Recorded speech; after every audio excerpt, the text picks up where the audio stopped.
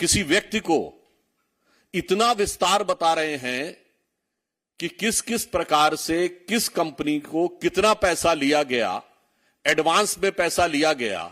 और इतना ही नहीं है, इसमें सिर्फ पैसे लेने और देने का उल्लेख नहीं है, पूरी की पूरी पॉलिसी किस व्यवस्थित ढंग से बनाई गई कि चुनिंदा लोगों के हाथ में ही पैसा रहे और कैश का फ्लो भी उन्हीं के हाथ में रहे।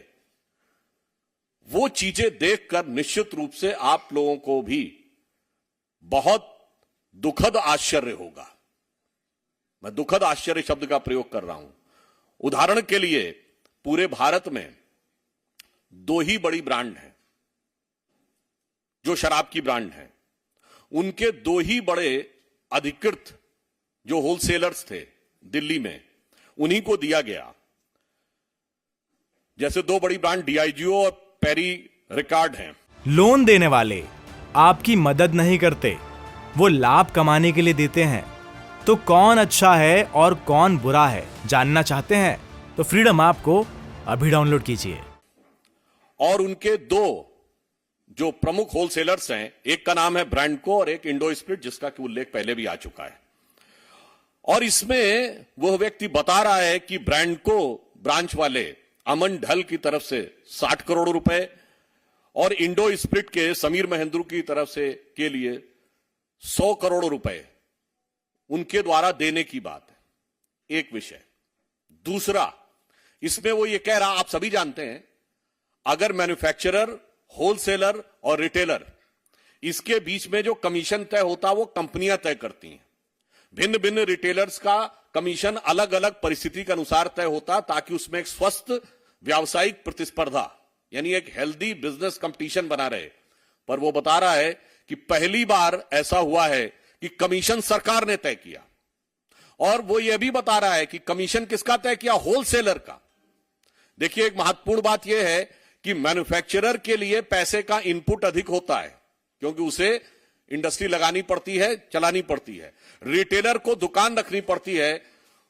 होलसेलर जो है वो तो एक प्रकार का इंटरमीडिएट व्यक्ति होता है, उसका कमीशन, यानी होलसेलर जो है वो पूर्णतः कमीशन के आधार पर चलता है और सर्वाधिक कमीशन उसका, और वह भी सरकार के द्वारा तय। और इसमें वो ये बता रहा है कि कमीशन लेने का औचित्य और आधार क्या था और किस प्रकार से वो पैसा लेकर बाकी लोगों को दिया गया। और इतना ही नहीं, यह भी दर्शा रहा है कि शराब के इस घोटाले के आधार पर लिए गए पैसे का गोवा और पंजाब में भी चुनावों में उपयोग किया गया। और इसके अतिरिक्त यह भी उसने बताया कि 5-5 करोड़ रुपए तक की फीस मिनिमम निर्धारित की गई। और यह वो हम नहीं बोल रहे हैं, जो अवेलेबल वीडियो है आज, जो दिल्ली में सर्कुलेटेड है, उसमें वो कह रहा है कि 5 करोड़ इसलिए रखा गया कि छोटा मोटा प्लेयर आने ना पाए।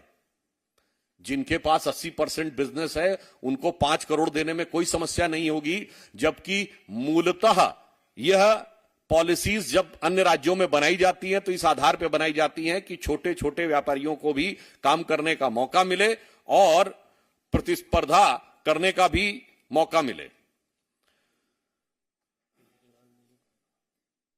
अब ये स्ट्रिंग देखने के बाद एक बार मैं पुनः याद दिलाना चाहता हूं, ये वही व्यक्ति हैं अरविंद केजरीवाल जी, भारत के इतिहास के एकमेव व्यक्ति जिन्होंने संवैधानिक पद पर कहा था कि अगर कोई तुमसे पैसा मांगे तो स्टिंग बना लेना, हम उस स्टिंग के आधार पर ही कार्रवाई कर देंगे।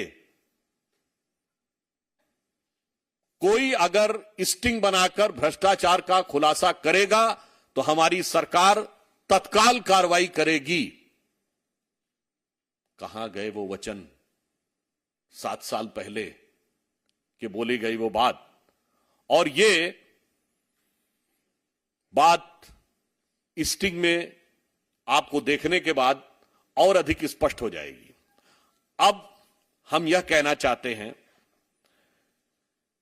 कि स्टिंग होने की जो कुछ चीजें पब्लिक डोमेन में है, यह भारतीय जनता पार्टी नहीं कह रही है, या पब्लिक डोमेन में हम तो सवाल पूछ रहे हैं कि जब इस प्रकार की नीतिगत बातें उभर कर सामने आई, नंबर 2 पॉलिसी आपने विड्रॉ की, नंबर 3 उसके बावजूद आपने उसका समर्थन किया, नंबर 4 पहली स्टिंग पे कोई कार्रवाई नहीं की, नंबर 5 आपने उसके बाद स्टिंग पर कोई कार्रवाई नहीं की है, और आपके आंदोलन के पितृ पुरुष अन्ना जी भी इस पर आपके बारे में लिख चुके हैं। पर मेरा मानना है कितना चरित्र बदलता चला जाता है।